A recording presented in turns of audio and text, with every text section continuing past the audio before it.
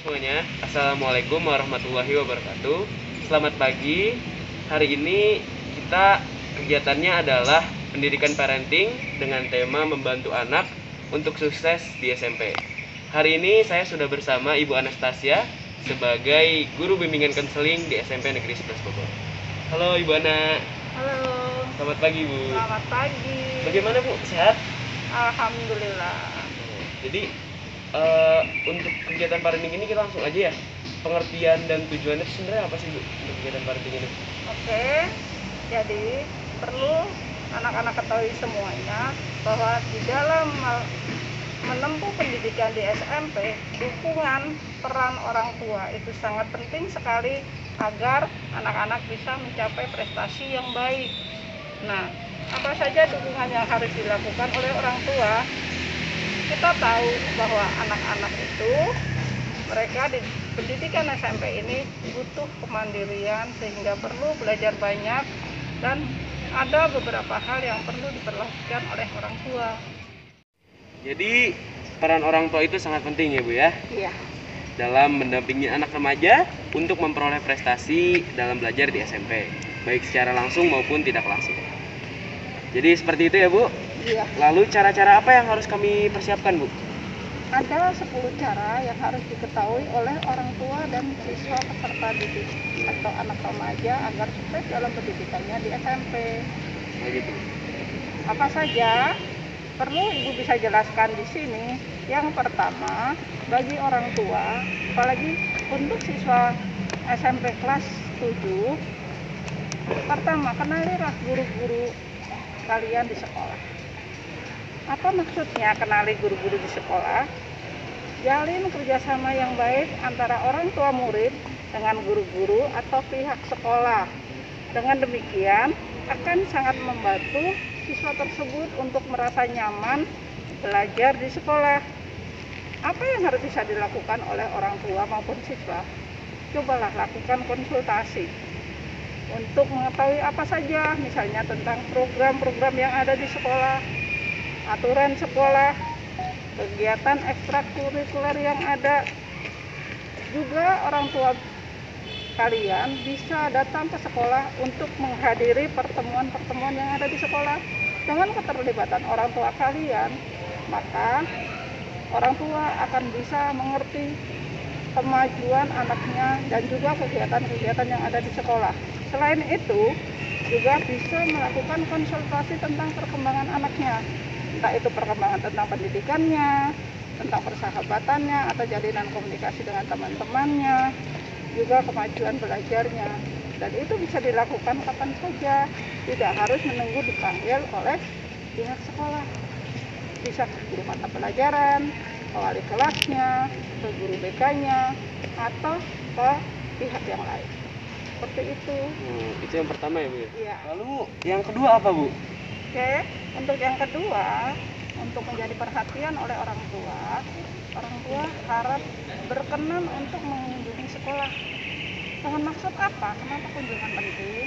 Orang tua tahu lingkungan yang ada di sekolah, mengenal di mana ruang kelasnya, di mana UKS-nya, di mana lapangannya, di mana tempat perpustakaannya, itu semua, di mana kantinnya, itu semua akan membantu pada saat komunikasi dengan anaknya, sehingga orang tua bisa nyambung, dia bisa menggambarkan situasi keadaan di sekolah tersebut. Selanjutnya yang ketiga apa nih Bu? Yang ketiga, ciptakan suasana dan tempat yang mendukung untuk kegiatan belajar dan juga mengerjakan PR. Kenapa ini penting? Karena belajar di SMP itu sudah tidak sama dengan di SD. Tugas PR dan juga tugas-tugas kelompok itu banyak dan biasanya bisa jadi harus diselesaikan secara bersamaan. Nah, tempat yang nyaman itu seperti apa untuk bisa mengerjakan tugas dan juga PR? Kalau bisa, usahakan orang tua maupun kalian sendiri yang belajar itu jauh dari televisi, jauh dari HP, jauh dari tempat kebisingan, sehingga bisa konsentrasi penuh untuk menyelesaikan setiap tugas tadi untuk belajar dengan baik. Seperti itu. Dari 3 poin tadi, berarti peran orang tua untuk menjalin komunikasi dengan guru, mengunjungi untuk mengenali lingkungan sekolah, dan menciptakan suasana belajar yang nyaman di rumah sangat penting ya Bu ya. Iya. Selanjutnya poin keempat nih Bu, apa nih Bu? Oke. Untuk poin yang keempat, pastikan anak Anda atau kalian pada saat berangkat ke sekolah itu dalam keadaan siap belajar. Apa maksudnya? Nah, sering nih anak-anak suka lupa ke sekolah itu tidak sarapan, padahal sarapan itu sangat penting sekali. Dan sarapan yang dilakukan itu harus bernutrisi, bergizi, agar bisa berkontribusi untuk kemampuan otak dalam belajar, sehingga bisa maksimal hasilnya. Nah, ini perlu menjadi perhatian orang tua. Seperti itu. Dan poin kelima nih Bu. Poin kelima ya. Iya. Untuk poin kelima, bagaimana orang tua atau kalian harus mampu menanamkan kemampuan mengatur waktu. Apa itu? Dan bagaimana caranya? Di sini bagaimana konsistensi orang tua untuk mau membantu membiasakan kepada anaknya dalam berdisiplin waktu, ya, atau pembiasaan jadi butuh dilakukan berulang-ulang, sehingga itu akan bagus untuk kedisiplinan anak, ya, sehingga dia mampu melakukan kegiatan-kegiatan itu, mengatur waktunya dengan baik, kapan harus belajar, kapan melakukan kegiatan ekstrakurikuler, kapan harus bermain dengan temannya, sehingga anak mampu membuat jadwal dan mampu melakukan kegiatan itu dengan skala prioritas. Mana yang harus dilakukan terlebih dahulu, yang penting, dan mana yang perlu, seperti itu. Tadi sudah yang kelima ya Bu. Ya. Selanjutnya yang keenam apa Bu? Oke, untuk yang keenam, ajarkan kepada kalian untuk mampu belajar. Apa maksudnya? Remaja harus mampu menyesuaikan diri dengan kegiatan belajar yang begitu banyak di SMP. Nah, di sini perlu keterlibatan orang tua untuk mengetahui kapan ada ulangan harian, kapan ada ulangan tengah semester, kapan ada ujian akhir semester. Nah, di sini orang tua harus mampu mendampingi mereka dengan baik, sehingga siswa diharapkan mampu belajar dengan baik.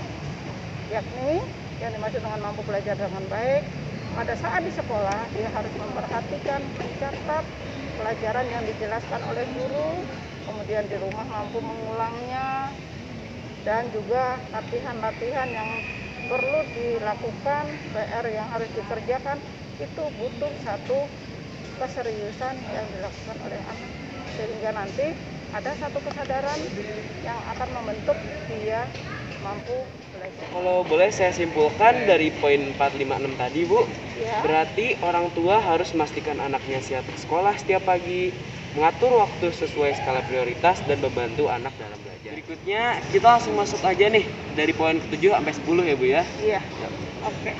Poin yang ke-7, orang tua dan anak harus mengetahui aturan yang ada di sekolah, seperti tata tertib sekolah, ikrar pelajar, janji pelajar, dan juga konsekuensi yang ada dari tata tertib, ikrar pelajar, dan janji pelajar. Usahakan jangan sampai melanggar. Yang kedelapan, orang tua dapat ikut terlibat dalam kegiatan sekolah. Misalnya saja apa? Masuk dalam pengurus komite sekolah, atau juga jadi pengurus paguyuban kelas. Nah, untuk bisa terlibat di sini tidak bisa diambil oleh orang tua sendiri, harus bisa dibicarakan dengan anaknya sehingga bisa saling mendukung.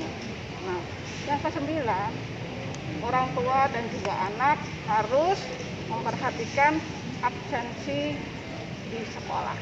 Apa maksudnya? Orang tua apabila anaknya sakit, lebih baik anaknya tinggal di rumah. Cukup kirimkan surat keterangan sakit ke sekolah, bisa dari orang tua sendiri atau surat dari dokter. Kemudian anak diharapkan kalau tidak ada keperluan penting, tidak sakit, harus hadir setiap hari di sekolah. Kenapa? Karena setiap hari itu kemajuan pelajaran di sekolah itu sangat banyak. Belum lagi tugas-tugas, belum lagi PR. Karena kalau anak tidak masuk, nanti akan ketinggalan. Dan ini akan berpengaruh pada mentalitas anak dalam mengikuti pelajaran. Kemudian, bagi anak yang sering tidak masuk, orang tua harus cepat tanggap dan juga mencari tahu kenapa sering tidak masuk. Nah, yang terlambat, begitu juga sama. Kenapa terlambat? Apakah anaknya sering begadang atau kecapean? Perlu dicari solusinya. Sedangkan yang ke-10, bagaimana orang tua mampu meluangkan waktu untuk ngobrol atau berbicara dengan anaknya tentang keadaan sekolah. Nah, ini penting, komunikasi antara orang tua, karena remaja itu biasanya sangat butuh perhatian. Kapan dilakukannya? Banyak kesempatan yang bisa dilakukan oleh orang tua. Misalnya saja pada saat sarapan pagi, atau pada saat makan malam, atau pada saat mengantar anaknya ke sekolah, atau pada satu saat tertentu di mana orang tua mengadakan refreshing dengan anaknya. Sehingga setiap masalah yang dihadapi oleh anaknya karena adanya keterbukaan, masalah tersebut lebih mudah untuk diatasi. Seperti itu. Itulah penjabaran ibu tadi dari yang ke-7 sampai yang ke-10.